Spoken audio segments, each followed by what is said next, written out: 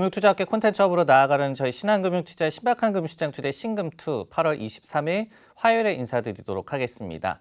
간밤에 미국 증시는 비교적 큰 폭으로 빠졌습니다. 3대 지수 모두 급락하고 말았는데요. S&P 500 지수가 2.1% 하락했고 다우가 1.9%, 나스닥은 2.5%나 급락하고 말았습니다. 이번 주에 잭슨 홀 미팅에서의 제롬 파월 미 연준 의장의 발언을 좀 앞두고 강력한 긴축 노선이 지속될 것이라는 우려가 여전한 그런 상황입니다. 그러다 보니까 미국의 10년물 국채 금리가 3%를 다시 한번 좀 상회를 했고요. 달러화 가치도 20년 만에 최고치를 기록하는 등 이렇게 안전자산 선호 현상이 달러화 측에서는 좀 나타나고 있고, 그리고 시중금리 상승에 대한 공포감도 재부상하고 있습니다. 그러면서 시장이 좀 공포감에 휩싸인 그런 모습인데, 섹터별로 보더라도 간밤에 11개 업종이 모두 하락한 가운데 할인율 상승에 부담이 상대적으로 클 수밖에 없는 경기 소비재와 IT, 커뮤니케이션 서비스, 성장주 3대 섹터라고 얘기를 하죠. 이 섹터의 낙폭이 굉장히 두드러졌습니다. 3% 가깝게 하락했고, 그나마 이제 에너지 업종이 선방하기는 했지만은 그래도 이 하락 쪽을 좀 피해가지는 못하는 모습이었습니다. 종목 간의 움직임을 좀 보면요, 상승 종목을 찾아보기가 쉽지 않았습니다. 그 가운데서 중국 전자상거래업체 핀더더가 4.7% 급등을 했고요. 그 외에는 이제 산업재라든지 소재 섹터에서 일부 상승 종목이 나오기는 했습니다. 하락 종목을 좀 보시면요, 앱티브, 자율주행이라든지 전기차와 관련한 또 자동차 부품 생산하는 기업인데 주가가 좀 많이 빠졌고요. 역시 이제 자동차 관련돼 있는 카맥스도 6% 넘게 급락을 했습니다. 또 하나의 급락 종목, 넷플릭스가 6% 넘게 급락을 하고 말았는데요. CFRA라는 기관에서 보유해서 매도로 투자 의견을 하향 조정을 했습니다.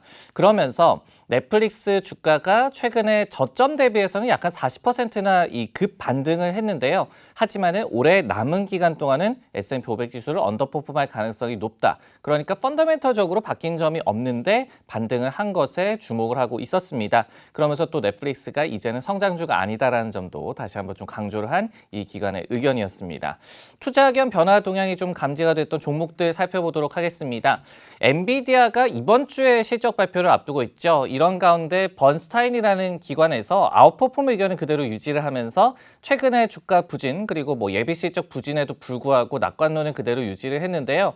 30 중반대 포워드 PR이 이 멀티플이 낮지는 않지만은 그렇다고 과도한 수준은 아니다라고 분석을 했습니다. 그러면서 우리가 과거에도 많은 사례를 좀 봐왔죠. 현재 악재만 좀 일단락이 된다라고 한다면은 낙관적인 전망이 살아날 수 있고 주가 흐름 역시도 회복될 수 있을 것이다라고 내다봤습니다. 다만 이제 엔비디아 주가 같은 경우에는 섹터 전반이 좀 좋지 않다 보니까 4.5% 정도 급락하는 모습을 보였습니다. 투자 의견 하향 조정이 있었던 종목은 도큐사인, 전자 서명과 관련한 문서와 관련한 그런 플랫폼 기업인데요. RBC라는 기관에서 아웃퍼폼에서 섹터 퍼폼으로 투자 의견을 하향 조정을 했습니다. 그러면서 이 기업의 흑자 전환, 턴어라운드까지 장기간이 소요될 것으로 예상이 된다라고 얘기를 했고, 그리고 이제 아무래도 팬데믹 기간에 굉장히 많은 수혜를 봤었죠. 근데 여기에 경영진들이 좀 안주를 했었다. 그러면서 최근에는 직원들의 이직도 굉장히 심각하게 나타나고 있다라고 지적을 했습니다. 그러면서 또 전반적으로 투자자들과의 신뢰 형성이 필요하다라고 얘기를 했습니다. 이 같은 소식에 도큐사인 주가가 4% 급락한 모습까지 확인을 하셨습니다. 네, 최근에 시장 상황도 그렇고 이번 주 같은 경우에는 글로벌 통화 정책이 최대 관건이 될 것 같습니다. 잭슨 홀 미팅 연설도 예정이 돼 있고, 그리고 그에 앞서서는 또 우리나라 금통위도 예정이 돼 있는데요. 저희 채권 전략 팀장이신 안재균 연구원과 관련한 얘기 한번 해보도록 하겠습니다. 먼저 내일 모레죠. 이제 한은의 금통위가 예정이 돼 있는데 저희의 전망을 좀 공유해 주시면 좋을 것 같아요. 네, 이제 계속 이제 작년부터 이제 금리 인상을 시작을 했는데 아마 이제 서서히 조금 마무리되어가는 국면으로 가는 게 이제 그 시작점이 이제 8월 금통이지 않을까라고 생각을 하고 있습니다. 사실 8월에도 그렇고 10월까지도 금리 인상은 여전히 유력해요. 네. 25bp 인상을 할 것 같고 지금 물가 수준이 굉장히 높기 때문에 그 정도는 충분히 할 수 있다라는 생각은 좀 갖고는 있습니다. 그렇지만 이제 8월 금토이가 그만큼 중요한 거는 이제 이후 스탠스 확인을 이제 할 수 있는 이벤트다라고 보고 있는데 같이 이제 발표가 되는 수정 경제 전망이 이제 나오거든요. 이게 2월, 5월, 8월, 11월 이렇게 이제 나오게 되는데 올해하고 내년도 성장률 전망치가 이제 어떻게 나오느냐에 따라서 한은의 스탠스를 확인을 해볼 수가 있습니다. 거기에서 이제 제가 앞서 말씀드린 대로 이제는 조금 인상의 속도 조절을 조금은 할 수 있는 단계로 들어설 수 있을 것 같다라고 보는 거는 이 성장률 전망치가 이제 조금 내려갈 거다. 그 지금 좀 유력해 보이고요. 실제로 이제 IMF 7월 전망하고 5월 한은 전망하고 비교를 해보면 네. IMF 전망들이 굉장히 좀 낮아져 있는 모습들을 세계하고 우리나라 경제에서 좀 확인을 할 수가 있습니다. 특히나 내년도 성장률 전망치가 더 중요할 것 같은데 올해는 이제 거의 뭐 3분기도 거의 다 마감이 되고 있잖아요. 그래서 올해들 뭐 어느 정도까지 보는 것보다는 이제 내년도 성장세가 어떻게 될 것 같냐. 올해 계속적으로 금리 인상을 해왔는데 거기에 따른 영향이 있을까. 그것이 만약에 하락폭이 조금 더 크게 나타난다라고 하게 되면은 한은도 조금씩은 이제 신중 모드를 좀 가져갈 필요가 있을 것 같다라고 봅니다. 사실 뭐 미국 연준 같은 경우에는 경기 침체를 뭐 감수하고서라도 인플레이션 억제에 굉장히 집중할 것이다. 이런 전망들이 좀 더 우세하잖아요. 그러면 반대로 우리나라 이 한은 같은 경우에는 그래도 이 성장을 좀 많이 염두를 하고 금리 인상에 또 속도 조절에 나선다. 이렇게 저희가 보면 맞는 건가요? 비슷한 말씀을 해주셨고요. 그렇지만 이제 중앙은행은 다 지금 다 비슷해요. 성장을 조금 둔화를 시켜서라도 지금 높아져 있는 물가가 고착화되지 않기 위해서 긴축을 좀 강도를 높여야 된다. 이거는 한은이나 연준이나 똑같은 생각을 좀 갖고 있고요. 네. 그렇지만 이제 물가가 어느 정도에서 좀 잡히느냐, 그리고 그 경로가 유지가 되는 상태에서 성장세 하락폭이 얼마만큼 이제 조정이 될 것이냐에 좀 달려 있습니다. 아마 통화 긴축을 계속 해왔기 때문에 물가가 결국적으로는 안정이 될 거다라고 보는 것이 타당해요. 왜냐하면 그것이 지금 중앙은행의 존재 이유고 지금 하고 있는 정책들을 시행하는 배경이기 때문이고요. 다만 근데 이제 성장세에서도 불확실성이 좀 높아지고 있다는 거죠. 실제로 우리나라 이제 3분기 수출 증가세는 다소 조금 둔화될 것으로 좀 보여지고 있고 소비 심리도 지금 하락을 하고 있습니다. 2분기 때 성장세가 민간 소비 개선으로 주도를 했는데 최근 들어서 소비 심리, 오늘도 소비 심리가 좀 나왔지만 여전히 89, 그러니까 100을 기준으로 했을 때 계속적으로 좀 아래에 있어요. 아마 3분기 소비가 생각만큼 좋지 않을 거고 하반기 전체적으로 좀 부진하다라고 하게 되면은 성장세 약화가 이제 조금 심화될 수가 있는 상태일 것 같습니다. 그렇게 하게 되면은 이제 우리가 이게 잠재 성장률에 비해서 실제 성장률이 높았을 때 GDP 갭이 플러스고 네. 이것이 플러스가 될 때 이제 긴축을 조금 더 유지시키는 배경으로 작용을 하는데 공교롭게 저희 이제 당사 전망치로 바탕으로 해서 GDP 갭을 추정을 해보면 3분기가 고점이고 내년도 상반기까지 하강하는 국면들이 좀 예상이 되고 있습니다. 거기 상태에서는 사실 계속적으로 지금 금리 인상을 가져가기에는 이제 조금씩 성장세도 좀 챙겨야 되는 거 아니야? 라고 판단할 수 있을 것 같고 아마 물가 전망 경로가 계속적으로 7월 금통위 때에 봤었던 수준이 유지가 된다라고 하게 되면은 조금씩 이제 신중 모드가 조금 더 목소리가 좀 커질 수 있는 단계가 8월 금통이지 않을까 생각을 합니다. 앞서서 이제 글로벌 중앙은행들이 사실은 인플레이션 억제를 위해서 그 파이터로 자처하고 있는 거는 마찬가지 상황이다라고 얘기를 해주셨는데 그러면 이제 반대로 우리나라의 물가가 다시 한번 좀 튀어서 한은도 신중론에서 다시 한번 또 매파적으로 바뀔 가능성에 대해서는 어떻게 좀 생각을 하세요? 사실 이제 어제 그 원달러 환율을 보면서 지금 이게 계속 상단이 계속 열리고 있어요. 네. 그랬을 때 우리나라에 주는 이제 물가 상승 효과 이런 것들을 가정을 해보면 여전히 우리나라의 물가가 다소 조금 높은 국면이 지속되지 않겠느냐라는 우려를 좀 가져볼 수는 있습니다. 그렇지만 우리나라도 결국에는 지금까지의 물가 상승은 에너지 가격 오름세가 좀 더 크게 작용을 했고요.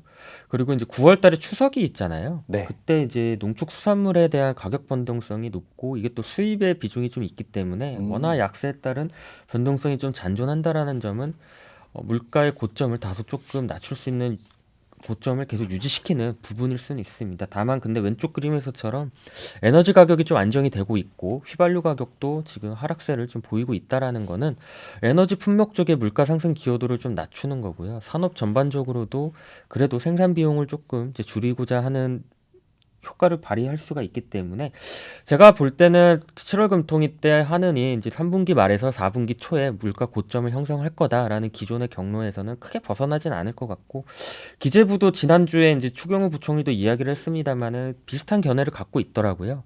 그런 거를 보면은 아마 물가 경로가 좀 유지가 되면서 앞서서 말씀드린 대로 이제 조금씩 약화가 되는 성장세를 조금 이제 챙겨보는 뭐 그것이 바로 금리 동결 뭐 인하를 갈 거는 아니겠지만 네. 인상에 대한 속도를 조금 이제 조절을 해보자라는 의견들이 조금씩은 부각이 될 것 같습니다. 미국 쪽으로 시선을 한번 돌려보면은 지난주에 이제 FOMC 의사록 발표 후에 다시 한번 좀 투자 심리, 증시 쪽으로 좀 얼어붙은 것 같아요. 어떻게 본다면은 좀 더 매파적이지 않았느냐 이렇게 네. 또 해석들도 나오고 있는데 FOMC 의사록은 좀 어떻게 보셨어요?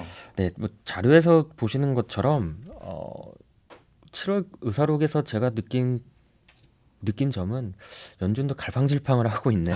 왜냐하면 두 네. 측면이 또 골고루 나왔다 이런 얘기들도 맞습니다. 네, 많더라고요. 그 분명히 높은 인플레이션 상방 리스크를 언급을 하면서도 과잉 긴축에 대한 우려를 숨기지 않았다라는 거는 확실히 조금 갈팡질팡하는 모습일 것 같습니다. 사실 지금에서 시장이 다소 원할 수 있는 거는 인플레이션에 대해서 단호한 입장일 수도 있지만 그만큼의 성장세 약화를 중앙은행도 조금은 고민을 하고 있다라는 네. 거는 이거 좀 불확실성을 높이는 요소일 것 같고, 그렇지만 이제 여기 상태에서는 어느 시점에서는 인상 속도를 조절을 한다 이런 것 자체는 사실 긴축을 바꿨다라기보다는 유지를 하면서 어쨌든 속도를 이제 75bp를 계속 올리는 거에 대한 부담일 수 있거든요.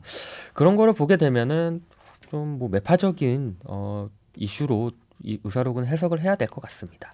특히 뭐 시장에서는 일각에서 뭐 내년 초에 금리 인하까지도 기대를 또 했었기 때문에 의사록을 좀 더 매파적으로 해석하지 않았나라는 생각도 드는데, 이번 주에 이제 잭슨 홀 미팅에서 파월 의장 연설도 예정이 돼 있어요. 근데 그러면 이번엔 좀 작정을 하고 매파적으로 나설 것이다 이런 예상들도 좀 많던데 우리는 어떻게 이 발언을 좀 예상을 하고 있습니까? 사실 이 잭슨홀은 그 주제가 있어요. 그리고 거기에 따라서 그 크게 벗어나는 발언을 안 하기 때문에 네네. 주제를 봐야 되는데, 이번에는 경제와 정책의 제약 요인을 재평가하는 그 시간들인데 아마 그런 것 면에서는 사실 과도하게 뭐 매파적으로 말할 가능성은 저는 좀 낮다라고는 보고 있습니다. 다만 근데 정책을 제약하는 요인들, 미국은 대표적으로 정부 부채일 거고요. 우리나라 총재도 아마 잭슨홀 마지막 때 발언을 하는 걸로 알고 있는데, 우리나라 같은 경우에는 가계부채, 높은 가계부채가 정책, 경제하고 정책의 효과를 좀 제약하는 요소들이기 때문에 그러한 상태에서 통화정책의 역할은 무엇일 거냐에 대한 논쟁일 것 같습니다. 사실 그러한 상태에서는 통화정책을 과도하게 긴축으로 가져가는 거에 대한 부담은 분명히 언급을 할 수는 있을 것 같아요. 다만 근데 지금은 그것보다 더 걱정인 게 고물가고, 고물가도 분명히 제약 요인일 거고, 거기에 대한 판단을 하게 되면은 통화 긴축은 계속적으로 필요하다라는 식이면은 저는 뭐 우리가 도비시할 거다라고 생각하기는 어렵겠지만 약간은 조금 매파적인 발언을 좀 할 수는 있겠다 정도로 받아들일 것 같습니다. 하지만 궁극적으로 통화 정책의 역할을 강조하는 자리일 거기 때문에 네. 과도하게 매파적일 거다라고 해석하는 건 저는 좀 무리수가 있다고 봅니다. 네, 이번 주에 또 주요한 이벤트죠. 잭슨 홀 미팅에 대한 전망까지도 해봤습니다. 채권 전략도 통화 정책에 대한 얘기를 해봤고요. 저희는 잠시 후에 돌아와서 섹터 이야기를 들려드리도록 하겠습니다.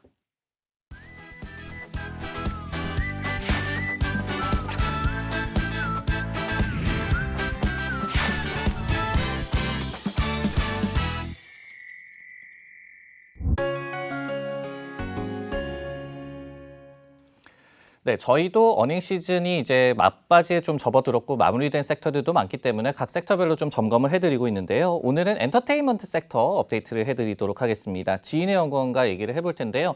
엔터주는 뭐 2분기 실적 발표가 마무리가 다 됐죠. 근데 최근에 주가 흐름도 나쁘지가 않고 실적도 굉장히 좀 좋았던 것 같아요. 어디에서 좀 이유를 찾고 계십니까? 네, 일단 2분기 엔터 전반적으로 매우 실적이 잘 나왔습니다. 네. 사실 그림 보면 너무 명확하게 설명이 될 것 같은데요. 사실 이 페이지 왼쪽 차트 보시는 것처럼 엔터 업종의 전반적인 기대감은 상반기보다 사실 하반기였습니다. 모든 오프라인 콘서트가 하반기에 몰려있기 때문인데요. 2분기 사실 되돌이켜 보면 가수 측면에서 보면 BTS 그룹 정도 말고는 큰 대표 아티스트의 활동이 없었습니다. 그럼에도 불구하고 엔터 4사 모두 오른쪽 그래프 보시는 것처럼 매출과 이익이 최대치가 나왔습니다. 가장 큰 이유는 두 가지인데요. 일단 첫 번째는 IP의 고성장 때문입니다. IP라고 하는 건 회사의 가장 중요한 자산이자 회사의 모든 지적재산권 IP가 귀속돼서 마진이 높은 음반, 음원, MD 이런 매출들을 의미하는데요.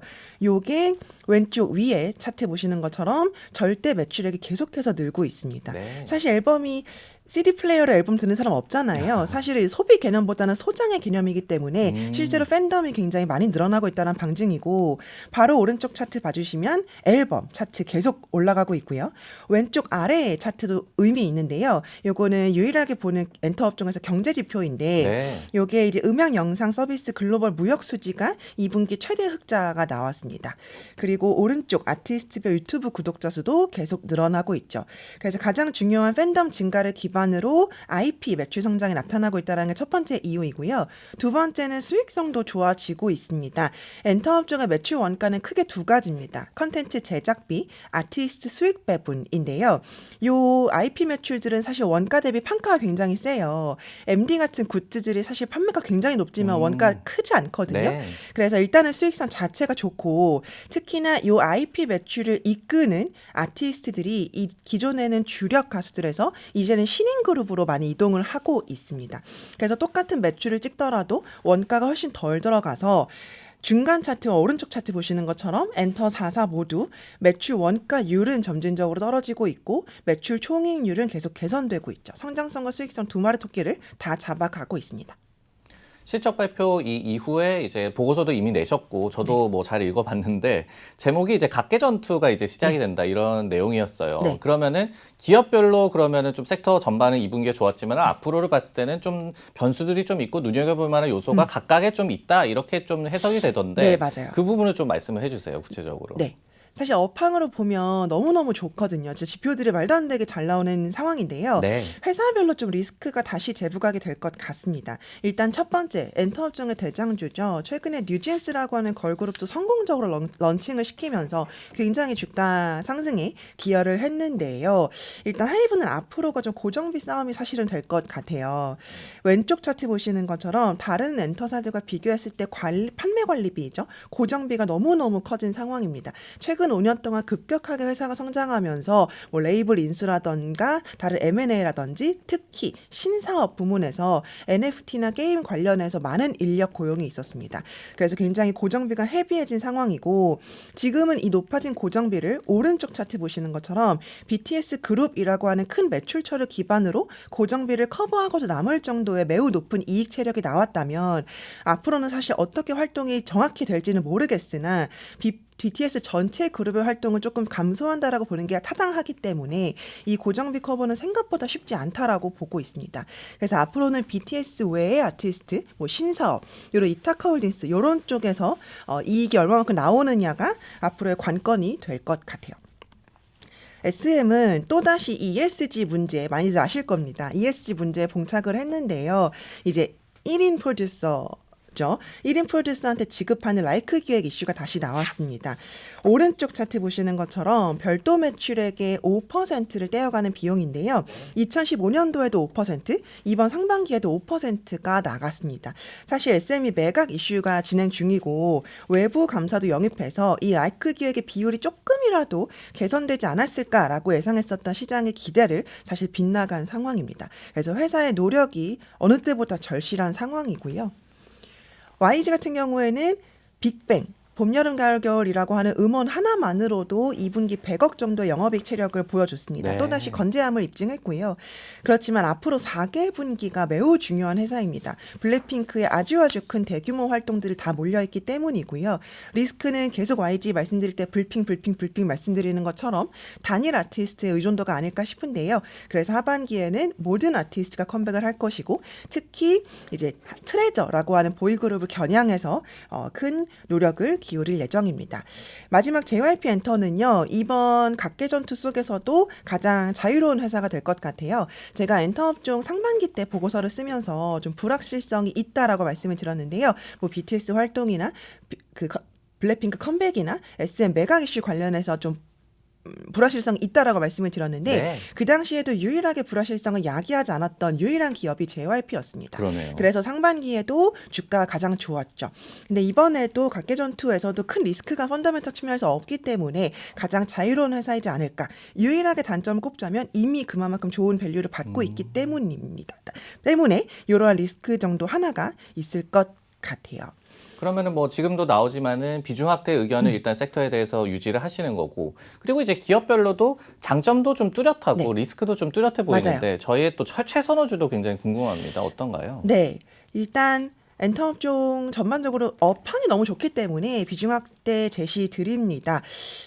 그렇지만 종목으로는 접근해 보면 그래서 연초부터 보고서를 통해서 말씀드리고 있는 내용인데요. 대장주 하이브보다는 기존 엔터 3사의 비중 확대를 권고 드립니다. 왼쪽 차트처럼 이제 PER 밸류에이션을 나열해 봤는데요. 뭐 왼쪽 두 개가 상대적으로 비싸다. 오른쪽 두 개가 상대적으로 싸다라고 표현될 수 있는데요. 그중에서 이제 YG엔터가 앞으로 4개 분기 가장 중요하고 밸류에이션 측면에서도 싸다라고 평가할 수 있기 때문에 가장 기존 엔터 3사 중에서도 가장 좋아하는 종목이다라고 말씀드릴 수 있겠습니다. 네, YG를 저희가 엔터주 최선호주로 꼽아드렸습니다. 그리고 각 기업별로도 리스크를 짚어드렸으니까요. 잘 참고하셔서 섹터 대응에 도움이 되셨으면 좋겠습니다. 신박한 금시장 최대 신금2 화요일 순서 여기서 마무리를 하고요. 저희는 내일 수요일에 다시 찾아뵙도록 하겠습니다. 고맙습니다.